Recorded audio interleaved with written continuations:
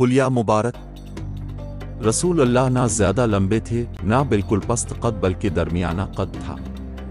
آپ کا رنگ نہ بالکل سفید تھا نہ گندمی بلکہ درمیانہ رنگ تھا۔ آپ کا چہرہ مبارک 14ویں رات کے چاند کی طرح روشن اور پرنور تھا۔ بال نہ بالکل سیدھے تھے نہ بالکل گھنگریالے بلکہ ہلکی موجدار تھے۔ دانت مبارک روشن اور چمکدار تھے، بات کرتے وقت دانتوں سے نور جھلکتا تھا۔ آنکھیں سیاہ اور بڑی تھیں، پلکیں لمبی تھیں، آنکھوں میں قدرتی سرخی نمایاں تھی۔ جب آپ ناراض ہوتے تو پیشانی پر بل آ جاتے۔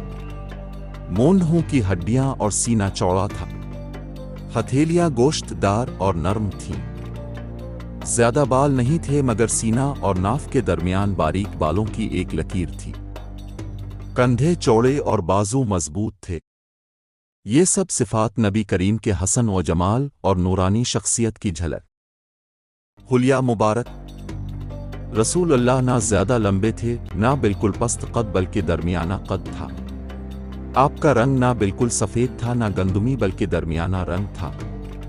آپ کا چہرہ مبارک 14ویں رات کے چاند کی طرح روشن اور پرنور تھا۔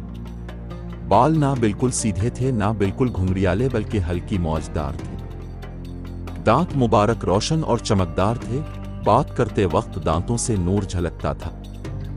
آنکھیں سیاہ اور بڑی تھیں، پلکیں لمبی تھیں، آنکھوں میں قدرتی سرخی نمایاں تھی۔ جب آپ ناراض ہوتے تو پیشانی پر بل آ جاتے۔ مونڈھوں کی ہڈیاں اور سینہ چوڑا تھا۔ ہتھیلیاں گوشت دار اور نرم تھیں۔ زیادہ بال نہیں تھے مگر سینہ اور ناف کے درمیان باریک بالوں کی ایک لکیر تھی۔ کندھے چوڑے اور بازو مضبوط تھے۔